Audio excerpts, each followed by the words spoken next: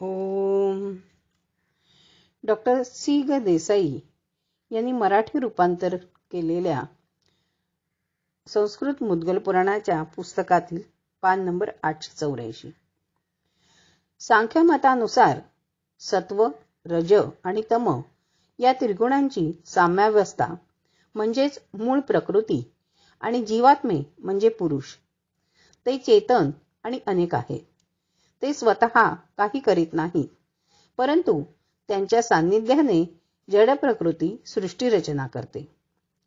मूळ प्रकृती महत्तत्व किंवा बुद्धी, अहंकार, शब्द, स्पर्श, रूप, रस आणि गंध ही 5 तन्मात्रे. त्यापासून नंतर मन, 5 कर्मेंद्रिये, 5 ज्ञानेंद्रिये, महाभूते असे विकार निर्माण झाले.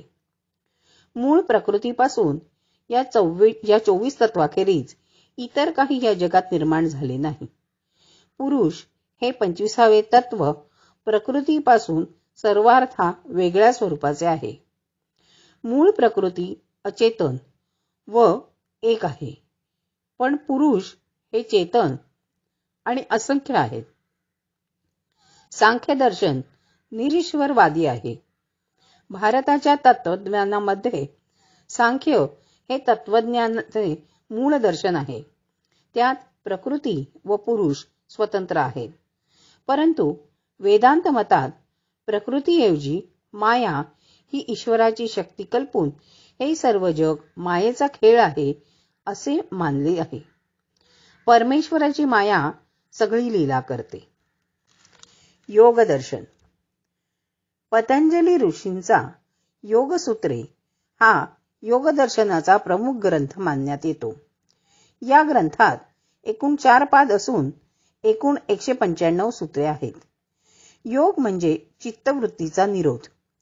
योगश्चित्त वृत्ती निरोधः असे योगाचे लक्षण पतंजलींनी सांगितले आहे.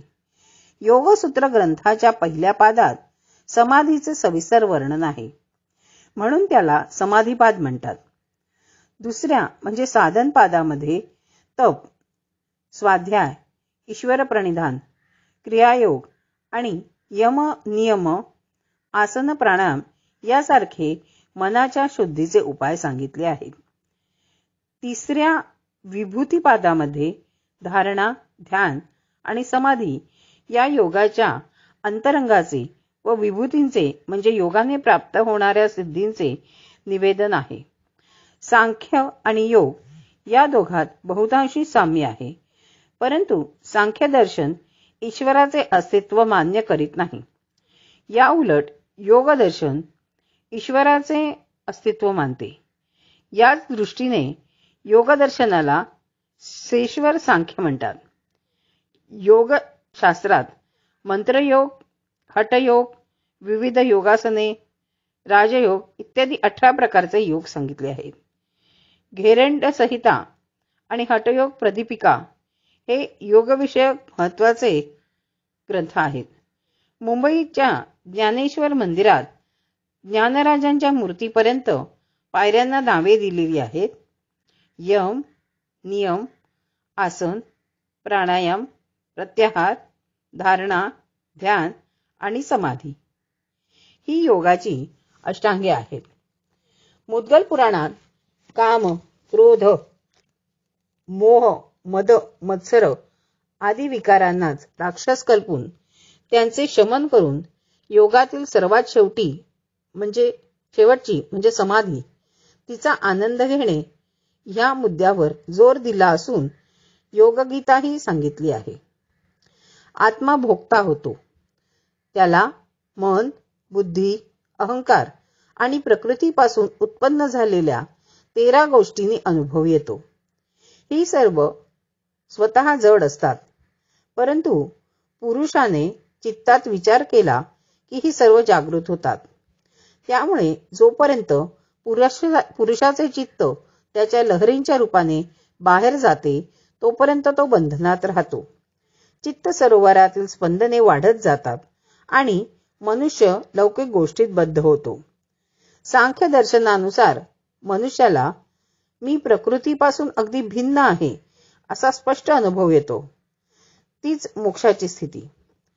स्वात्मसंवेदना मिळण्याचे साधन म्हणजे योगदर्शनात, वेदांतात तसेच गीतेत सांगितल्याप्रमाणे परमेश्वराशी एकरूप होणे. हठयोगाने मिळणारे केवळ शरीराचे पूर्णत्व म्हणजे आत्मयोग नव्हे. त्याचप्रमाणे काही अद्वितीय मानसिक शक्ती मिळवून चमत्कार करून दाखवणे हेही योगाचे उद्दिष्ट नाही. प्रकृतीच्या जाळ्यातून आणि दुःखापासून मुक्ती मिळवणे हा योगाचा एक हेतू असून स्वानंदाची आणि स्वसाक्षात्काराची प्राप्ती हे योगाचे प्रमुख उद्दिष्ट आहे. नियंत्रण म्हणजेच योग. माणसाचे चित्त नेहमी बाहेर वाहते आणि वस्तूंचा अनुभव घेते. चित्ताचे हे बहिणे सारण थांबवून चित्त शांत केले पाहिजे. सर्व ज्ञानेंद्रियांचे दरवाजे बाहेरच्या बाजूला उघडतात. इंद्रियांची ही 9 दारे बंद करून बाहेर वाहणारे चित्त अंतरंगात केंद्रित करणे हे योगाचे उद्दिष्ट असून यातून स्वानंदाचा लाभ होतो आणि आनंदी आनंदगडे इकडे तिकडे चोहीकडे अशी जाणीव होते. त्यासाठी इंद्रियांची द्वारे बंद करून अंतर्मुख झाले पाहिजे. यालाच चित्तवृत्ती निरोध म्हणतात. नमन काय आणि मनन काय?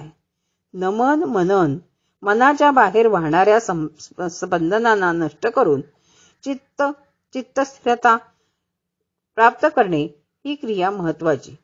परंतु ही गोष्ट सोपी नाही. वस्तुतः ही क्रिया अत्यंत कठीण आहे. बाह्य गोष्टींवर मन आकर्षित करण्याकडे स्वभावाचा कल असतो. बहुतेक मनुष्य पशुसारखे आयुष्य जगतात.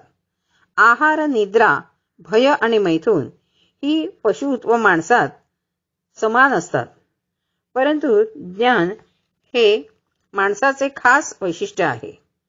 त्याच्या सहाय्याने आत्मरूप जाणणे, मी कोण आहे हे ओळखणे म्हणजे खरा योगाभ्यास. चित्त संपूर्णपणे शांत होते तेव्हा लाभते योग शांती. पान 884 संपूर्ण. ओम गम गणपतये नमः.